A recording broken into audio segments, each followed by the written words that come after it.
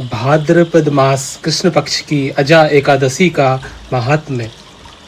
युधिष्ठिर ने पूछा, जनार्दन, अब मैं यह सुनना चाहता हूँ कि भाद्रपद मास के कृष्ण पक्ष में कौन सी एकादशी होती है, कृपया बताइए। भगवान श्री कृष्ण बोले, राजन, एक चित्त होकर सुनो। भाद्रपद मास के कृष्ण पक्ष की एकादशी का नाम अजा है। वह सब पापों का नाश करने वाली बताई गई है। जो भगवान ऋषिकेश का पूजन करके इसका व्रत करता है, उसके सारे पाप नष्ट हो जाते हैं। पूर्व काल में हरिश्चंद्र नामक एक विख्यात चक्रवर्ती राजा हो गए हैं, जो समस्त भूमंडल के स्वामी और सत्य प्रतिज्ञ थे। एक समय किसी कर्म का फल भोग प्राप्त होने पर उन्हें राज्य से भ्रष्ट होना पड़ा। राजा ने अपनी पत्नी और पुत्र को बेचा, फिर अपने को भी बेच दिया। पुण्यात्मा होते हुए भी उन्हें चांडाल की दास्ता करनी पड़ी। वे मुर्दों को कफन लिया करते थे। इतने पर भी नरश्रेष्ठ हरिश्चंद्र सत्य से विचलित नहीं हुए। इस प्रकार चांडाल की दास्ता करते हुए उनके अनेक वर्ष व्यतीत हो गए। इससे राजा को बड़ी चिंता हुई।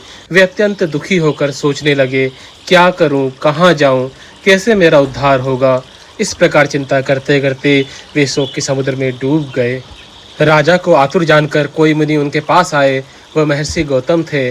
श्रेष्ठ ब्राह्मण को आता देख नृपश्रेष्ठ ने उनके चरणों में प्रणाम किया और दोनों हाथ जोड़ गौतम के सामने खड़े होकर अपना सारा दुखमय समाचार कह सुनाया।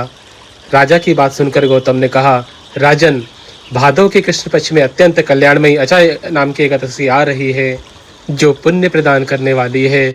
इसका व्रत करो, इससे पाप का अंत होगा। तुम्हारे भाग्य से आज के 7वें दिन एकादशी है। उस दिन उपवास करके रात में जागरण करना। ऐसा कहकर महर्षि गौतम अंतर्ध्यान हो गए।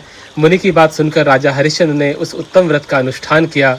उस व्रत के प्रभाव से राजा सारे दुखों से पार हो गए। उन्हें पत्नी का सन्निधान और पुत्र का जीवन मिल गया। आकाश में दुदुम्बियाँ जब बज उठी, देवलोक से फूलों की वर्षा होने लगी। एकादशी के प्रभाव से राजा ने अकंटक राज्य प्राप्त किया और अंत में वे पुरजन तथा परिजनों के साथ स्वर्गलोक को प्राप्त हो गए।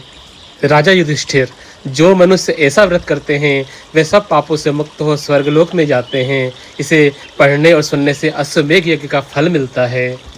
जय श्री कृष्ण, जय श्री कृष्ण, जय श्री कृष्ण, जय श्री कृष्ण, जय श्री कृष्ण।